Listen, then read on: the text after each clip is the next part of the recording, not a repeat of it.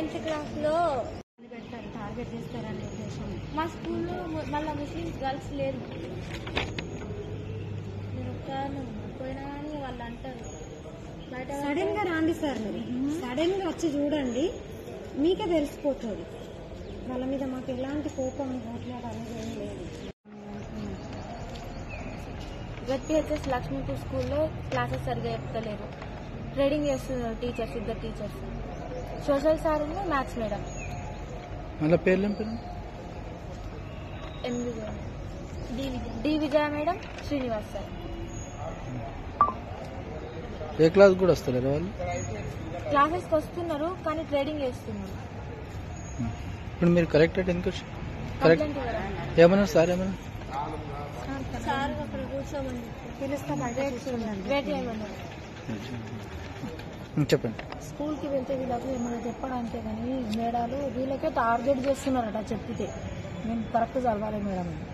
Boys పిల్లలకు కుర్చీల మీద నిద్రపోయినా కానీ హిందీ మేడమా కోసి మేడం వాళ్ళకి బాగా చేసి తర్వాత వీళ్ళకు చెప్తే మేము చెప్పబోదామంటే వీళ్ళిద్దరు టార్గెట్ బాగా పెడుతున్నారు సార్ వీళ్ళకి.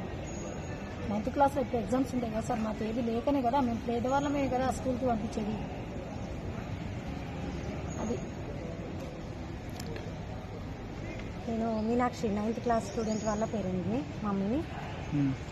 అయితే వీళ్ళు స్కూల్కి వెళ్ళినప్పుడు క్లాసెస్ చెప్పాలి కరెక్ట్గా. ప్రతి పేరెంట్స్ మీటింగ్ మేము ప్రతిసారి వెళ్ళకపోయినా కానీ ఎప్పుడో వెళ్ళినప్పుడైనా కానీ నేను మస్తు సార్లు అబ్జెక్షన్ చేసిన. టీచర్స్ సార్స్ సరిగ్గా క్లాసులు తీసుకోవట్లేదు, పిల్లలకి ఇబ్బంది అవుతుంది, చదువు రావట్లేదని మస్తు సార్లు నేను కూడా అబ్జెక్షన్ చేసిన. కానీ ఇప్పుడు లాస్ట్కి ఏమైందంటే వాళ్ళు ట్రేడింగ్ చేస్తున్నారంట క్లాసులలో. ఎకతక్క పిల్లలు ఏమన్నంటే పిల్లల్ని టార్గెట్ చేసి ఏమన్నా చేస్తారేమో అన్న భయం మీద ఏ పేరెంట్స్ కూడా నిన్నటి దాకా వస్తాం అన్నోళ్ళు లాస్ట్ మూమెంట్లో అందరూ పక్కకు జరిగిపోయింది. మా పిల్లల భవిష్యత్తు కోసం మేము రావాల్సి వచ్చింది. ఇప్పుడు ట్రేడింగ్ చేస్తా. సార్ల పేరు? సార్ పేరు శ్రీనివాస్ సార్, విజయ మేడం.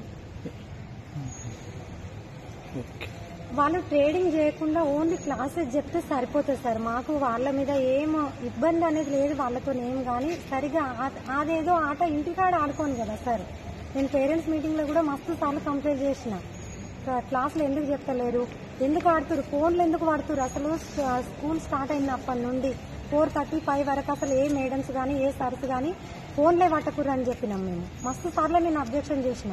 అయినా కూడా క్లాసులకి వెళ్ళి ఫోన్లు పట్టడము, వాళ్ళ ఆట వాళ్ళు ఆడుకోవడము, పిల్లల్ని సైలెంట్గా కూర్చోమనడము, అందులో డబ్బులు పోతే వచ్చి పిల్లల మీద కోపం చేసి కొట్టడము కరెక్ట్ కాదు కదా సార్.